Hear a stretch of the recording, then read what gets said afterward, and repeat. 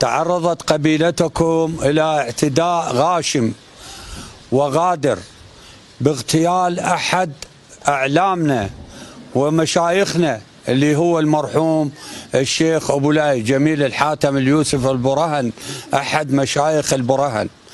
وعليه أن في هذا اليوم نستنكر هذا الاعتداء وهذا الغدر الذي تعرض له أحد مشايخنا.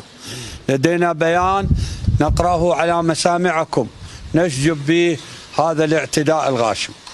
بسم الله الرحمن الرحيم.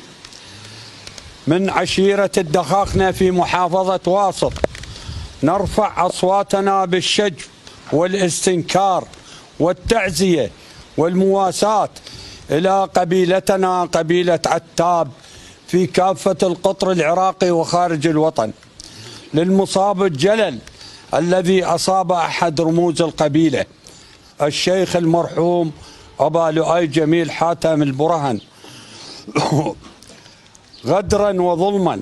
ونحن أبناء عشيرة الدخاخنة رهن الإشارة ويدا بيد مع إخواننا وابناء قبيلة عتاب وبما يوجه به الشيخ العام لقبيلة عتاب لأجل رد من تسول له نفسه بالتجاوز أو الاعتداء على رموزنا، ونرفع أكفنا إلى العلي القدير أن يتغمده برحمته الواسعة ويلهم أبناءه وأهله وذويه الصبر والسلوان، وإنا إليه راجعون.